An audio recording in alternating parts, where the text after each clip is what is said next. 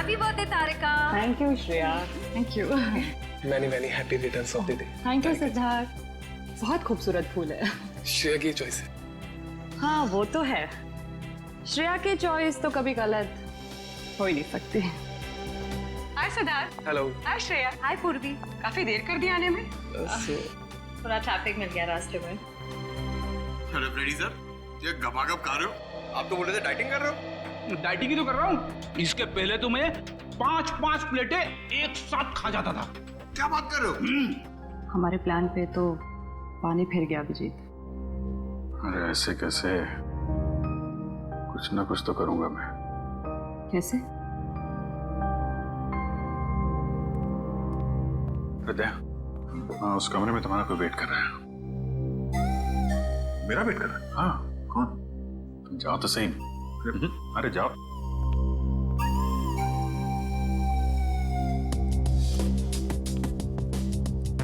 हे सिद्धार्थ, वो तुम्हें मेरी जासूसी नॉवेल्स की कलेक्शन देखनी थी ना?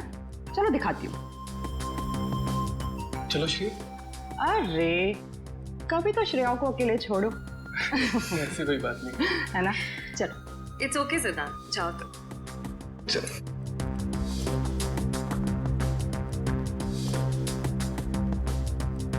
अरे श्रेया तुम यहाँ, वहाँ कमरे में कोई तुम्हारा वेट कर रहा है। कौन? अरे जाओ देखो तो अरे सही। सर,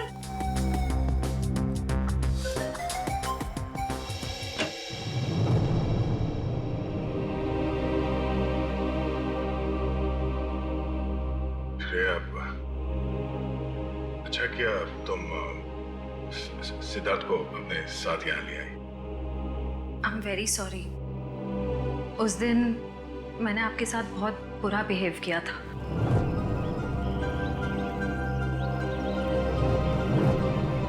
छोड़ो ना, मैं भूल गया हूँ, तुम भी भूल जाओ। काश भूल पाना इतना आसान होता। जिंदगी कितनी सिंपल हो जाती है। श्रेया, ये यादें ही तो है जो उदास दिलों को जिंदगी जीने का हौसला देती है। अगर यादें ही ना हो तो जिंदगी कितनी बोरिंग हो जाएगी। तो क्या तुमने सिद्धार्थ से शादी करने का फैसला कर लिया? मेरा दिल कुछ और कह रहा है, दिमाग कुछ और।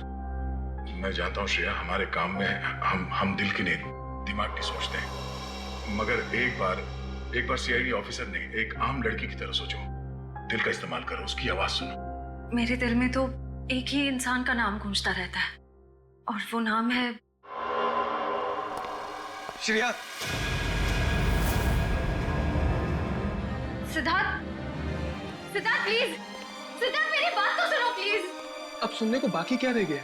पूरी हकीकत मैंने अपनी आंखों से देख ली है। तुम दया से प्यार करती हो ना?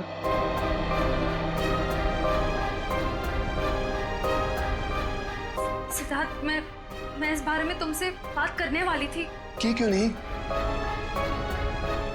सिद्धार्थ, काम इतना होता है, मौका ही नहीं मिला मुझे। मौका नहीं मिला? I just can't believe I heard that. Siddharth please मेरी बात तो सुनो। ये इतना आसान नहीं हो के। मैं आपको मेरी जगह रखकर तो सोचो, फिर पता चलेगा मैं किस अग्नि परीक्षा से गुजर रही हूँ।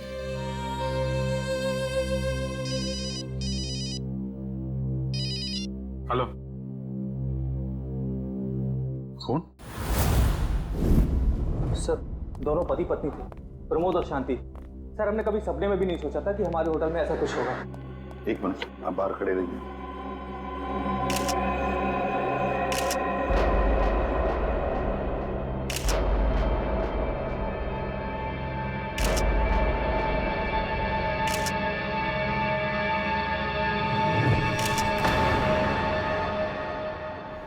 माय गॉड, दोनों की लाशें ऐसी इस अवस्था में। सर, इतने सारे केस सॉल्व किए, लेकिन इस तरह का केस कभी नहीं देखा। सर, लगता है ये दोनों खूनी से विनती कर रहे थे कि वो इन्हें छोड़ दे, मगर खूनी ने जरा भी दया नहीं दिखाई। नहीं फ्रेडी, लगता है खूनी ने पहले इन दोनों को मारा और फिर यहाँ लाकर बिठा दिया, हाथ पैर बांध दिए। जिस तरह से इन दोनों को बिठाया कुर्सी में, लगता है खूनी हमसे कुछ कहना चाहता है। ये देखो, कम से कम 6-7 वार तो किए इस बेचारी पर। ऐसे इतनी बेरहमी से मारा है जैसे ये खूनी कोई सिर फिरा हो या फिर बदले की आग में ये सब किया है उसने। My God. सर, इस प्रमोद की पीठ पे भी वार किया गया है।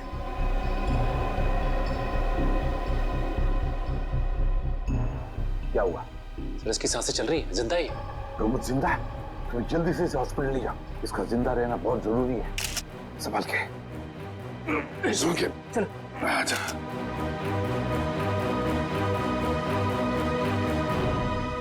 एक बात बताओ, ये खूनी अंदर आया कैसे? किसी ने देखा कैसे? नहीं सर, ये सब रात में हुआ सर, और रात के वक्त इसकी ड्यूटी रहती है सर, इससे पूछिए आप। कैसे हुआ ये सब?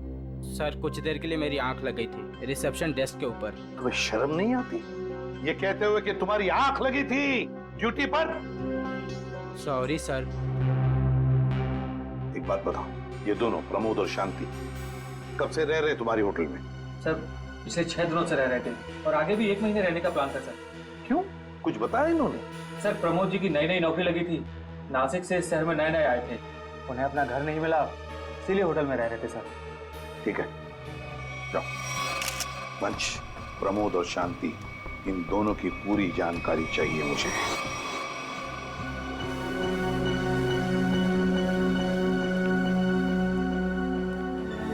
हाँ सचिन, ये प्रमोद कैसा है?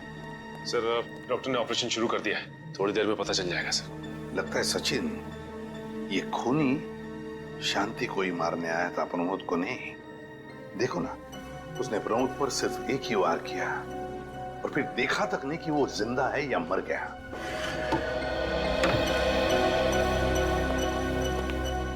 हाँ डॉक्टर साहब, कैसा है प्रमोद? हमने प्रमोद को बचा तो लिया है, मगर मगर क्या? वो कोमा में चले गए हैं। कोमा में? लेकिन डॉक्टर साहब, प्रमोद को होश तो आ जाएगा ना? हम तो अपनी तरफ से पूरी कोशिश करेंगे, मगर कुछ कहा नहीं जा सकता। Thank you. कुछ भी हो, प्रमोद होश में आना ही चाहिए। खूनी को सिर्फ प्रमोद ने ही देखा है। डॉक्टर साहब, शांति की लाश से कुछ पता चला? दया, मौत की वजह तो तुम लोगों को क्राइम स्पॉट पे ही पता चल गई होगी। पेट पर चाकू के इतने सारे घाव हैं, उसी की वजह से मौत हो गई बेचारे की। हाँ, वो तो हमें पता चल गया था। उसके अलावा कुछ और? हाँ, एक खास बात, 2 महीने पहले इसका किडनी का ऑपरेशन हुआ था। ये देखो, इसमें एक फोटो है।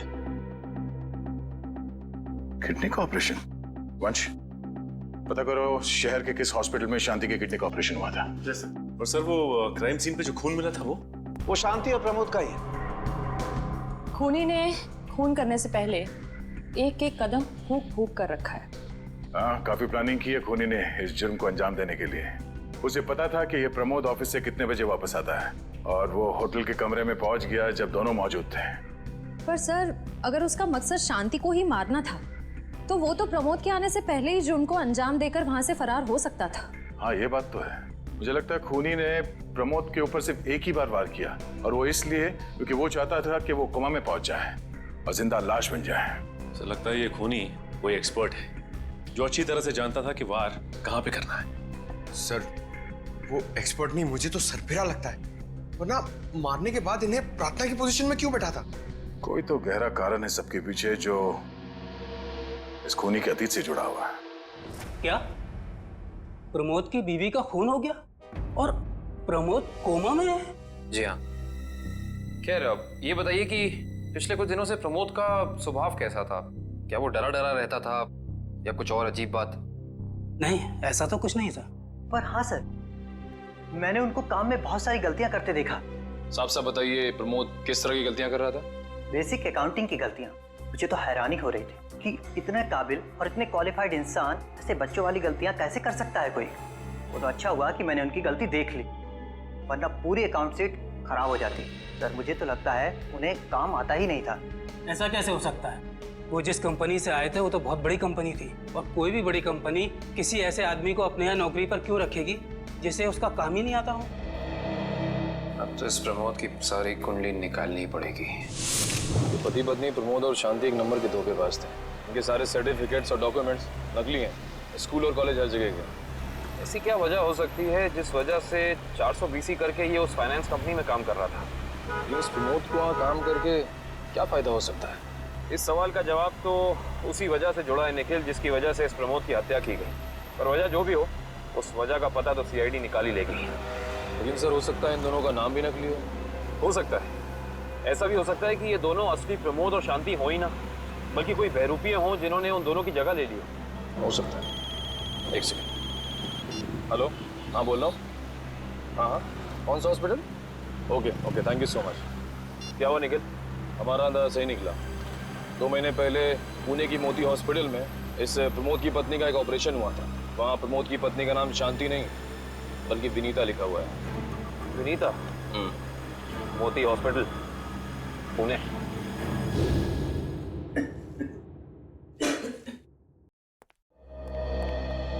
एक्सक्यूज मी, एक वक्त पे सिर्फ एक ही मरीज अंदर आएगा?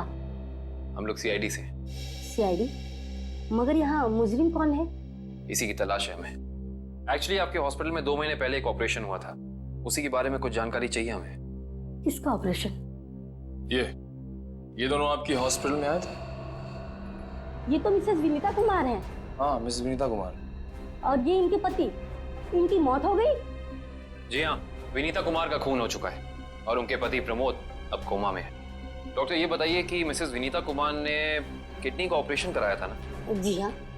हम उसके मेडिकल रिपोर्ट्स देख सकते हैं? यहाँ पे तो पति का नाम त्रिलोक कुमार लिखा है। मतलब त्रिलोक बन गया प्रमोद और विनीता बन गई शांति। इस पेपर में उनके घर का एड्रेस लिखा हुआ है। चल के पता करें, शायद कुछ पता चल जाए। नहीं निखिल, कोई फायदा नहीं होगा। इनकी पहचानों की तरह इनका एड्रेस भी नकली होगा, देखना। हाँ, हमने इन्हें ऑपरेशन के कुछ रिपोर्ट्स कोरियर की थी, मगर वो कोरियर वापस आ गए थे। डॉक्टर ये बताइए कि इन्होंने ऑपरेशन का पेमेंट कैश में की थी या चेक से या किसी कार्ड से? इंश्योरेंस के जरिए। इंश्योरेंस? उस इंश्योरेंस कंपनी के कोई कागजात, कोई डॉक्यूमेंट्स हैं आपके पास? हाँ, इसी फाइल में होंगे। गुड।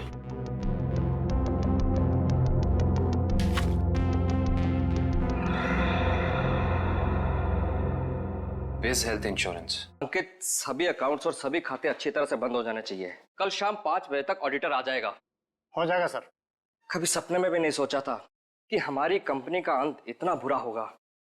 ये किस अंत की बात कर रहे हैं आप लोग? जरा विस्तार से समझाइए। अगर आप अपने पैसे वापस लेने आए हैं तो भूल जाइए, क्योंकि जब तक अदालत अपना फैसला नहीं सुना देती तब तक हम किसी के रुपए वापस नहीं कर पाएंगे। पैसे वापस लेने नहीं, इंसाफ करने आए हैं। हम लोग सीआईडी से हैं। ओह, तो हमारी शिकायत सीआईडी वालों तक भी पहुंच गई है। शिकायत? ऐसा क्या कर दिया आपकी इस कंपनी ने? हमारी कंपनी ने नहीं, उस त्रिलोक ने आसमान की तरफ प्रगति करती हुई हमारी कंपनी के नाम को रातों रात मिट्टी में मिला दिया और हमें दिवालिया कर दिया उसने। त्रिलोक? एक सेकंड,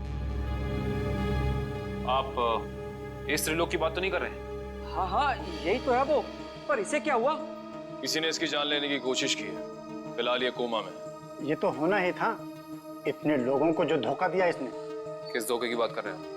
हमारी कंपनी के क्लाइंट्स को झूठे सपने दिखाकर कहा कि सबके पैसे एक ही महीने में 2 गुना कर दूंगा, पर सबके पैसे बटोरकर 9 तो 11 हो गया वो। और क्लाइंट हमारी कंपनी से पैसे वापस मांग रहे हैं। बैंकक्रप्ट हो गया।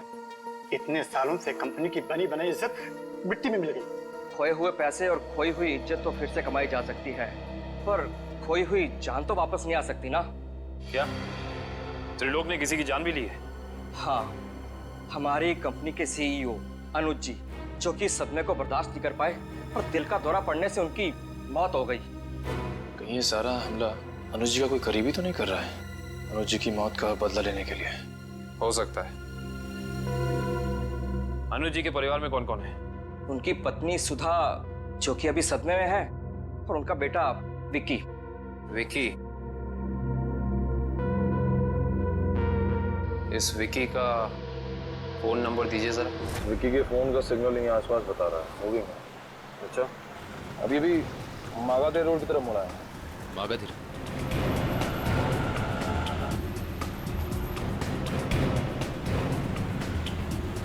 देखो सिग्नल में कुछ पता चला? एक मिनट क्या हुआ? इस विकी के फोन का सिग्नल यहीं आसपास बता रहा है। कहीं विकी इस बाइक को तो नहीं? हाँ सर, हो सकता है ये विकी है। चेक करते हैं।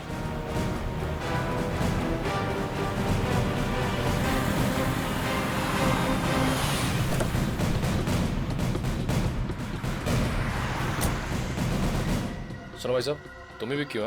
हाँ, और ये क्या बदतमीजी है? तुम लोग मेरा नाम कैसे जानते हो? तुम्हारा नाम और तुम्हारे सारे कारनामों के बारे में जानते हैं हम। सीआईडी। सीआईडी? इस शहर में क्या कर रहा है? हाँ? कुछ काम था, और तुम लोग मेरा पीछा क्यों कर रहे हो? बकवास बंद कर। दो खून करके भाग रहा हो, कह रहा है सीआईडी पीछा क्यों कर रही है? मैंने कोई खून नहीं किया है। अच्छा, त्रिलोक और विनीता का खून नहीं किया तुमने? त्रिलोक और विनीता मर चुके हैं? ड्रामा बनकर अपना पूरा इतिहास है तेरा हमारे पास।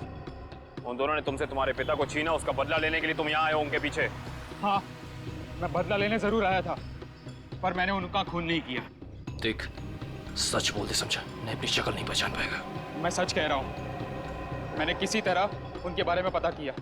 मैं उनके होटल भी गया था, मगर जैसे मैं उनके कमरे की तरफ जा रहा था, मैंने उनके कमरे में एक आदमी को जाते हुए देखा। कौन सा आदमी था वो? उसके चेहरे को ठीक से देख नहीं पाया मैं। तुम्हें जो भी याद है, जितना भी याद है, साफ साफ बताओ। कद लगभग 6 फीट, ओवरकोट पहना हुआ था उसने, और उसके बाल लंबे थे, यहाँ तक। हाँ, और उसने एलिगेटर शूज पहने हुए थे। Alligator shoes? हेलो, एक और खून?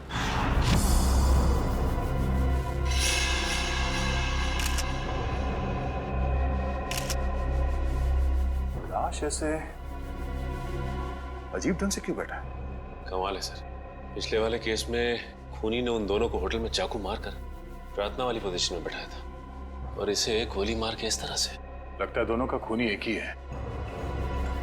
गोली सीधे माथे के बीचों बीच मारी है। अगर ये सीरियल किलर होता तो इसे भी चाकू से मारता सर, क्योंकि विनीता को उसने चाकू से मारा था, इसे तो गोली मारी। हाँ, मगर लाशों को ऐसे एक ही ढंग से बिठाना क्या दो अलग अलग खूनी करेंगे? मुझे लगता है दोनों का खूनी एक ही है, और जिस वक्त इस तिग्मांशु का खून हुआ, लगता है खाना खाने ही वाला था।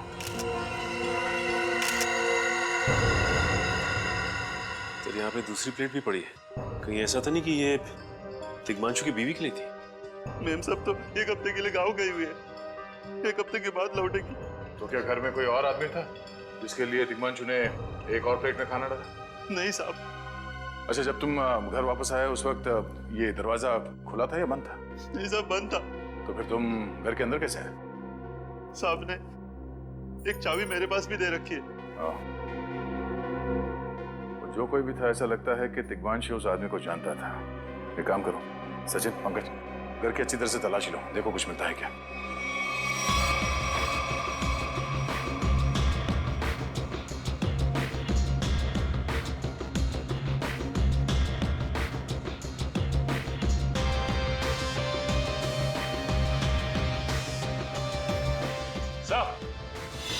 हाँ सचिन,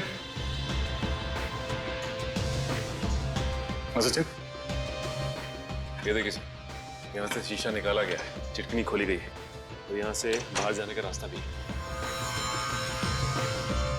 मतलब कोई अंदर यहाँ इस खिड़की से आया था? सर, लेकिन इस घर में तो सेफ्टी अलार्म भी है सर। अगर यहाँ से कोई अंदर आया है तो सेफ्टी अलार्म बजना चाहिए था, और सिक्योरिटी गार्ड को भी अंदर आना चाहिए था। अब इसका जवाब तो सिक्योरिटी गार्ड ही देगा।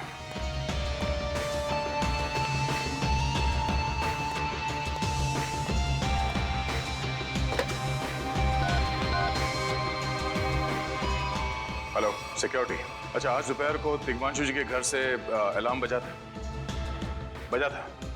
तो फिर आप चेक करने के लिए उनके घर पे क्यों नहीं आए? ओ आई सी, पिछले हफ्ते भी? ठीक है, थैंक यू। क्या बोला सर ये सिक्योरिटी वाला? सिक्योरिटी का कहना है कि अलार्म बजा था और उन लोगों ने घर में फोन भी किया, तो तिग्मांशु जी ने कहा कि गलती से अलार्म बज गया, इसलिए वो लोग ऊपर नहीं आए। सर, हो सकता है तिग्मांशु ने मजबूरी में कहा। खूनी ने उसके सर पे गन तान दी हो? कुछ कह नहीं सकते। बात करते वक्त अगर थोड़ी सी भी टेंशन हो आवाज में तो ये सिक्योरिटी वाले तुरंत भाप लेते हैं। दरअसल पिछले हफ्ते भी तिग्मांशु के घर से अलार्म बजा था और जब सिक्योरिटी वालों ने फोन किया था तो तिग्मांशु ने यही कहा था कि गलती से बच गया। सर ये खूनी काफी चालाक लगता है, खेल खेल रहा है। देखते हैं, जरा देखो इस घर में कुछ और मिलता है क्या। खूनी ने कोई ना कोई सुराग जरूर छोड़ा होगा, चेक करो।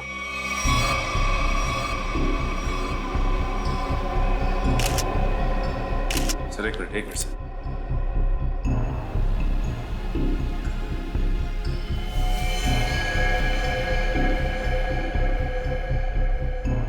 ये देखिए सर, खून। खून यहाँ कैसे? कहीं खूनी का तो नहीं है खून? ये तो डॉक्टर सालों के ही बताएंगे। वो खून किसका है ये अभी पता चल जाएगा। तारिक आती होगी रिपोर्ट लेकर के। डॉक्टर साहब, इस तिग्मांशु के बारे में कुछ और पता चला? हाँ। वो कैसे? इसे गोली मारने से पहले बेहोश किया गया था। क्या? इसे बेहोश किया था? इसके खून में मुझे एक खास किस्म की दवाई के अंश मिले हैं जो अक्सर इंसान को बेहोश करने के लिए दी जाती है, और वो दवाई इसे इंजेक्शन के जरिए दी गई थी। ये देखो। सर बहुत ही अजीब बात है। अगर खूनी इसे मारना चाहता था तो सीधा गोली मारकर इसका काम तमाम कर सकता था। फिर ये जहर की दवाई क्यों दी होगी? और सर एक और बात पता चली, तिग्मांशु जिस हालात में हमें मरा हुआ मिला था वो एंशिएंट कल्चर के हिसाब से प्रार्थना करने की पोजीशन, खाना खाने से पहले। तो फिर तो शांति और तिग्मांशु दोनों का खूनी एक ही आदमी है। ये खूनी के लिए ये हत्याएं जुर्म नहीं, एक जश्न है। इसीलिए उसने टेबल पे ये प्लेटें सजाई, उसमें खाना रखा, एक अपने लिए और एक तिग्मांशु के लिए। और सर तिग्मांशु को प्रार्थना की पोजीशन में बैठा के उसने गोली मार दी। सर मैंने कहा था ना, ये खूनी एकदम सरफिरा है सर। हाँ सर, लगता है ये खूनी अपने आप को बहुत शक्तिशाली महसूस करता है। जिस वक्त इन सबकी गर्दनें झुकी होती हैं उसके सामने, उसे आनंद आता है। नहीं सचिन, खूनी का मकसद लोगों को अपने सामने झुकाना नहीं बल्कि अपने लिए प्रार्थना करवाना था। क्या मतलब? ये रही उस खून की रिपोर्ट। ये खून ना ही तिग्मांशु का है और ना ही उसके घर वालों का। ये खून उस खूनी का ही है। खूनी का? मगर वहां तो हाथापाई के कोई निशान नहीं मिले, और उस जगह को देख के ऐसा लगा भी नहीं कि तिग्मांशु ने सेल्फ डिफेंस में खूनी के ऊपर हमला किया होगा। वो इसलिए दया क्योंकि ये खून खूनी ने अपने मुंह से थूका था। हमें इसके खून में से इसके सलाइवा के कुछ अंश भी मिले। उसकी तबीयत खराब है क्या? हाँ, वो बीमार है। उसके खून में एथिमोलाइसिन नाम की दवाई का अंश मिले हैं और उसका कीमोथेरेपी हुआ था। इसका मतलब उसे कैंसर है, ब्रेन का कैंसर, लास्ट स्टेज का ब्रेन कैंसर। इसीलिए वो लोगों से अपने लिए प्रार्थना करवा रहा है ताकि उसकी ये बीमारी ठीक हो जाए। हमारे क्रिमिनल डेटाबेस में चेक करो, पता करो ये कोई पुराना पापी तो नहीं है। नहीं सर, उस खूनी का हमारे क्रिमिनल डेटाबेस में कोई रिकॉर्ड नहीं है। कोई इतिहास नहीं है? नहीं सर।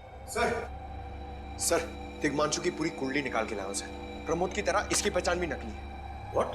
हाँ सर, ये देखिए, उसका असली नाम राकेश है और जिस तरह प्रमोद को चासू बीसी की आदत थी, ठीक उसी तरह राकेश भी भूली भाली लड़कियों को फंसाता था शादी के झांसे में।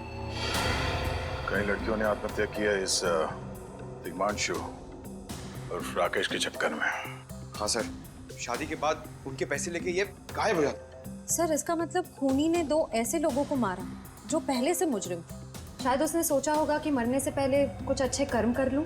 नहीं श्रेया, जरूर कोई रिश्ता रहा होगा उसका इन दोनों अपराधियों के साथ। पता करो इन दोनों अपराधियों का केस किस पुलिस स्टेशन में फाइल किया गया था? सर, ब्रेन कैंसर के जितने भी पेशेंट्स हैं शहर में, उन सबकी लिस्ट मिल गई है सर। कुल मिला के ऐसे 50 पेशेंट्स हैं, जिसमें से 10 पेशेंट्स ऐसे हैं जो कैंसर की लास्ट स्टेज पे हैं। उनमें से 4 औरतें हैं, बचे 6। हाँ सर, और इन 6 में से 4 ऐसे हैं जो 70 साल से ऊपर के बुजुर्ग हैं। अब बचे 2, ये उदय और भानु। तुम इन दोनों से मिले? हाँ सर, ये उदय 6 महीने से हॉस्पिटल में है। और भानु? भानु सर 1 महीने से हैदराबाद में। ये कैसे हो सकता है सचिन?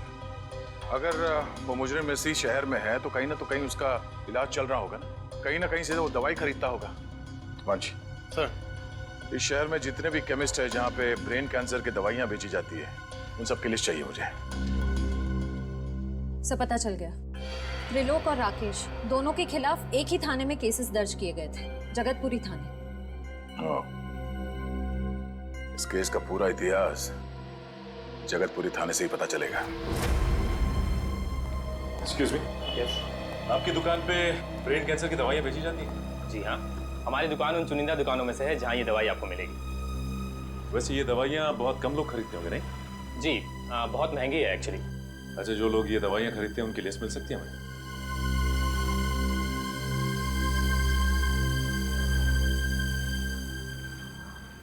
ये रही वो लिस्ट।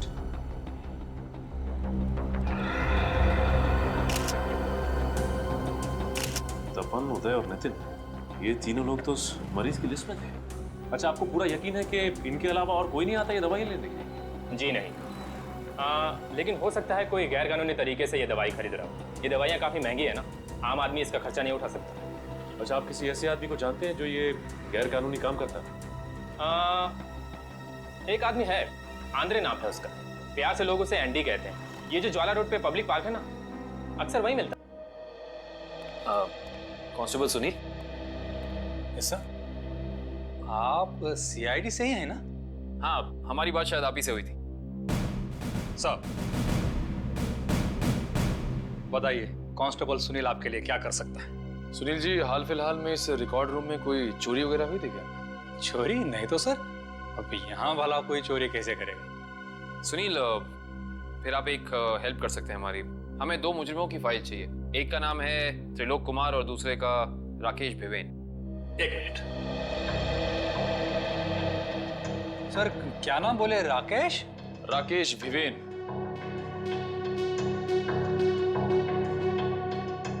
कमाल है, इसकी फाइल तो है नहीं यार। अच्छा, वो दूसरा नाम क्या बोले? त्रिलोक? त्रिलोक कुमार।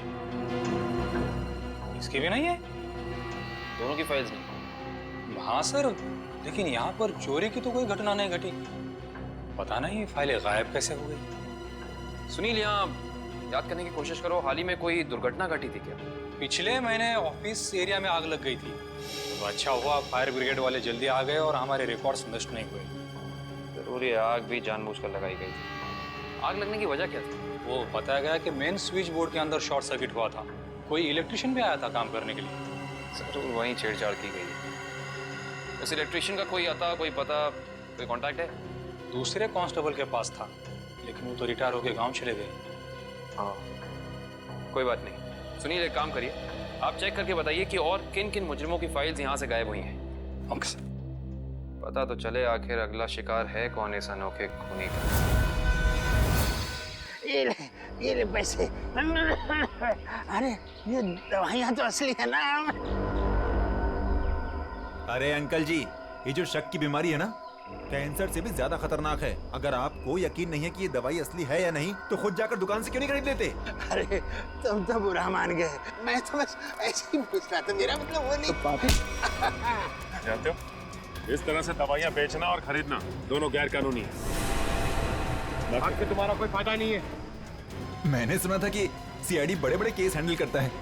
मैं तो छोटा-मोटा चोर हूँ, जाने दो ना साहब। हाँ मिस्टर छोटे चोर, ये बताओ कि तुम्हारे पास से ये दवाइयाँ खरीदने के लिए कोई ऐसा आदमी आता जो 6 फीट लंबा था और लंबे लंबे बाल थे उसके, और वो एलिगेटर वाले शूज पहनता था? हाँ, वही जो आगे से नुकीला होता है। हाँ, आया था। चिराग। आप लोग चिराग को ढूंढ रहे हो? हाँ। कहाँ मिलेगा ये चिराग? चिराग? लगता है चिराग घर पर नहीं है। कमरे अच्छी तरह से चेक करो, देखो कुछ मिलता है क्या। पंकज, कंप्यूटर चेक करो।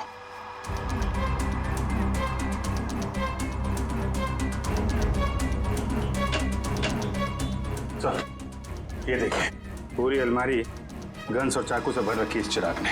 My God. सर, हाँ, अंदर के कमरे में से ये खून से भरे हुए कपड़े मिले। पुलिस रिकॉर्ड रूम से फोन है। देखो। हेलो जी, कहिए। कौन?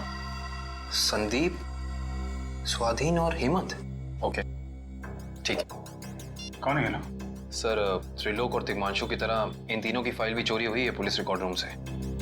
मतलब अभिजीत, अब ये चिराग इन तीनों में से किसी एक को मारने वाला है। सर एक सेकंड, ये देखिए, सर इस कंप्यूटर की फाइल में इन तीनों की फाइल है।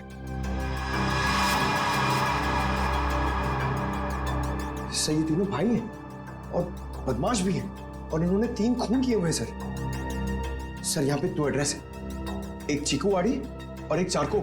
चारको पर चीकूवाड़ी।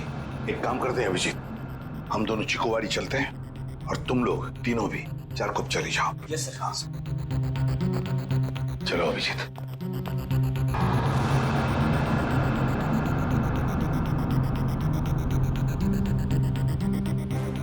क्या हुआ सर? अभिजीत ये पेन, ये मेरा पेन है अभिजीत। आपका पेन? यहाँ पे कैसे सर? ये पेन मैंने जग्गा को दिया था, जग्गा को। जग्गा सर? वो आपका खबरी? हाँ अभिजीत मेरा खबरी। मगर जग्गा तो मर चुका है सर। हाँ अभिजीत तो मर चुका है, लेकिन जिस खून में तलाशी करने में मदद की थी जग्गा ने हमारी, उस वक्त वो खून भी इसी तरह हो रहे जैसे आज हो रहे हैं। खून करने के बाद लोगों को प्रार्थना की पोजीशन में रखा जाता है।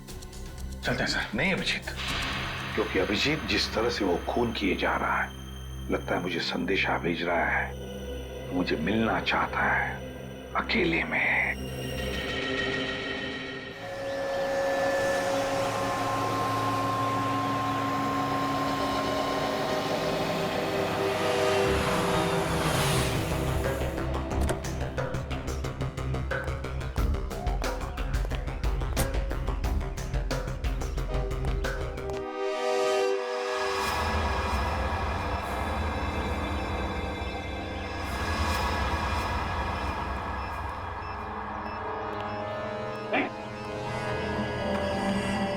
प्लीज हमें बचा लीजिए, किसी तरह हमें मार डालेगा। घबराओ मत, मैं इससे भी प्रद्युम्न हूं, कुछ नहीं होने दूंगा तुम्हें। इनकी बातों को ज्यादा सीरियसली मत लेना, इन्हें तो झूठे वादे करने की आदत है, और इतनी बड़ी बड़ी बातें करने से पहले एसीपी जरा मेरा इंतजाम तो देख लो। बस रिमोट के इस बटन को दबाना है और ये तीनों हमेशा के लिए बूम धरती से गायब। क्यों कर रहे हो तुम ये? क्या गलत कर रहा हूँ? हाँ बोलो। पर ये तीनों तो वैसे भी कानून से भागे हुए अपराधी है ना, तो इन्हें मारकर क्या गलत कर रहा हूँ मैं? इन्हें सजा देने का हक तुम्हारा नहीं, सिर्फ कानून का हक ही है। बस यही तो प्रॉब्लम है, जब तक तुम कानून में हो कुछ नहीं हो सकता। क्या क्या चाहते हो तुम मुझसे? पहले अपनी ये गन मुझे दो। एसीपी मुझे अपनी गन दो, वरना मैं ये रिमोट दबा दूंगा। एसीपी मैं 3 तक गिनूंगा, 1 2 3। नहीं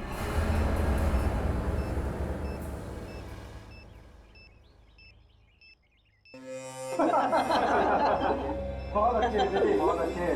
तो तुम जानना चाहते थे ना कि मैं तुमसे नफरत क्यों करता हूँ? हाँ। जग्गा खबरी का नाम ध्यान है? याद है मुझे। मैं उन्हीं का बेटा हूँ। पता चल चुका था मुझे। एसीपी तुमने मेरे पिताजी से वादा किया था ना कि तुम उनका बाल भी बाका नहीं होने दोगे, फिर क्यों नहीं बचा सके उन्हें? बोलो। देखो चिराग, तुम्हारे पिताजी की मौत का बोझ आज भी मेरे दिल पर है। बंद करो ये तुम्हारा नाटक। उस वक्त कहाँ थे तुम जब मेरे पिताजी की मौत के बाद मैं और मेरी माँ दर दर की ठोकरें खा रही थी? खाने के पैसे तक नहीं थे हमारे पास। तो तुम मेरे पास चले आते, मैं कुछ मदद कर सकता था तुम्हारी। क्या कर लेते तुम? हाँ, सिवाय झूठे वादों के। तुम्हें पता है एसीपी, मुझे कैंसर है, आखिरी स्टेज, और ये इसीलिए क्योंकि मेरी माँ के पास पैसे नहीं थे मेरे इलाज के लिए। मैं तुम्हारा दुख समझ सकता हूँ चिराग, तुम्हारी तकलीफ समझ सकता हूँ, मगर इन तीनों ने क्या बिगाड़ा है तुम्हारा? तुम इन तीनों की जान बचाना चाहते हो? हाँ। तो तुम्हें अपनी बलि देनी होगी। क्या मतलब? मतलब तुम्हें इस बिल्डिंग से छलांग लगानी होगी, ताकि फिर कोई जग्गा खबरी सीआईडी का शिकार ना बने।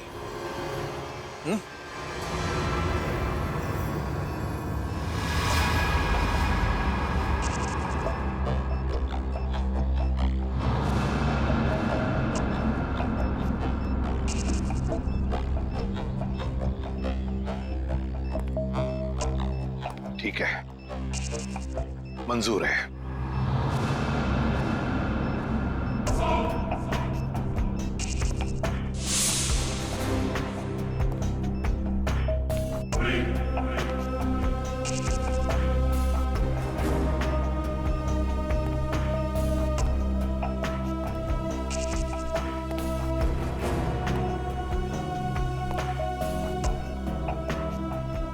चढ़ो एसीपी, चढ़ो।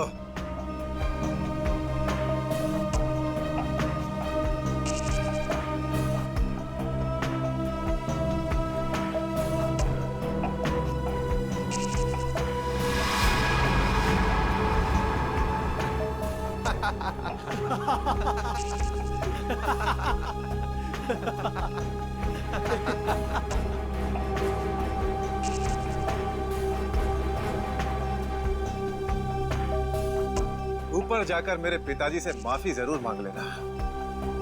क्या हुआ? मौत को इतना नजदीक देखने से पांव कांपने लगे? एसीपी आज तक अपनी मौत को अपनी हथेली पर लेकर ही चला है, समझे? मौत से कभी डरा नहीं है वो। इतनी बड़ी बड़ी बातें, अब बातों का वक्त नहीं है, अब एक्शन का वक्त है। कूदो एसीपी, छलांग लगाओ और अपनी ये बेहतरीन जिंदगी को अलविदा कह दो। चलो। 1 मिनट, मैं जरूर कूदूंगा, लेकिन तुम पर कैसे विश्वास कर सकता हूं कि मेरे कूदने के बाद तुम इन तीनों को छोड़ दोगे? तुम्हारे पास और कोई चारा भी नहीं है। कूदो एसीपी, वरना मैं इस रिमोट का बटन दबा दूंगा।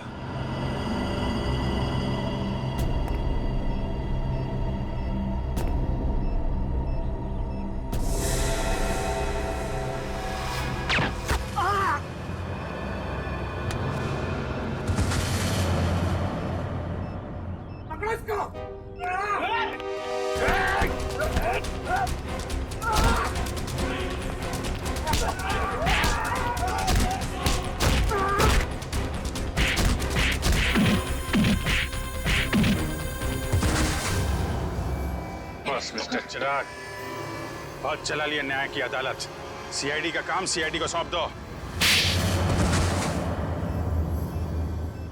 रेडी? पंकज, उन तीनों के शरीर से बॉम्ब हटा दो, संभाल के।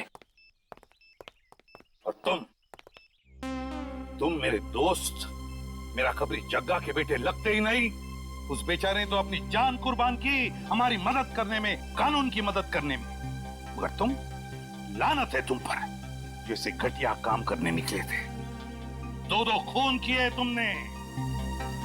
तुम्हें तो शायद फांसी ही होगी, फांसी।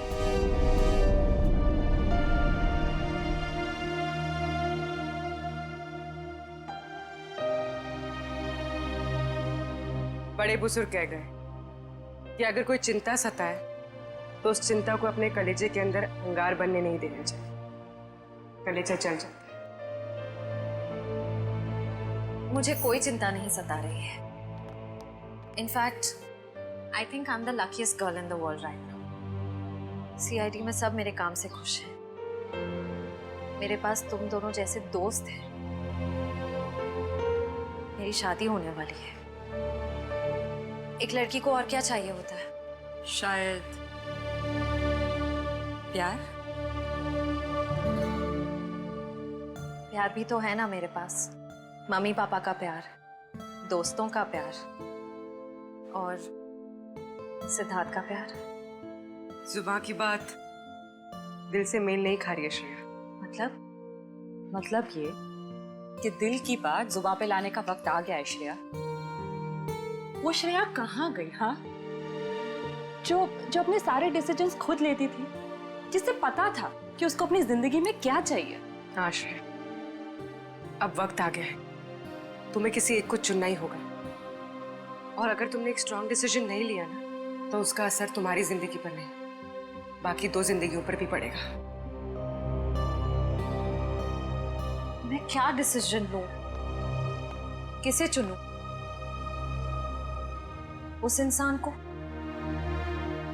जिसे मैं बहुत प्यार करती हूं, पर उन्होंने कभी अपने प्यार का इजहार नहीं किया, या शायद वो मुझसे प्यार करते ही नहीं, या फिर उस इंसान को जो मुझसे बहुत प्यार करता है, मुझे पलकों पर बैठा कर रखता है। मगर यहाँ पे इम्पोर्टेंट सवाल ये है कि तुम किससे प्यार करती हो? नहीं तारिका, यहाँ ये बात इम्पोर्टेंट है कि अब मैं पीछे नहीं हट सकती। मेरे किसी भी डिसीजन से ना सिर्फ सिद्धार्थ को, बल्कि उसकी और मेरी फैमिली को बहुत दुख होगा। बच्चों जैसी बातें मत करो श्रेया। हर माँ बाप चाहते हैं कि उनके बच्चे को जिंदगी की हर खुशी मिले। तुम सिद्धार्थ के साथ खुश नहीं रह पाई तो क्या अंकल आंटी खुश रह पाएंगे? और अगर तुम खुश नहीं रही तो क्या सिद्धार्थ खुश रह पाएगा? तुम्हारा एक कदम श्रेया बहुत सारी जिंदगियों को अफेक्ट करेगा। तुम बस दिल से काम लो। देखो, दिल हमेशा सही रास्ता दिखाता है। ठीक है, अब से मैं अपने दिल की बात सुनूंगी। अगर मैं किसी भी कदम पर कमजोर पड़ जाऊं तो तुम दोनों को मुझे सही रास्ता दिखाना होगा। हाँ, लेकिन एक शर्त पे। कैसी शर्त? तुझे आइसक्रीम खिलानी पड़ेगी। Of course.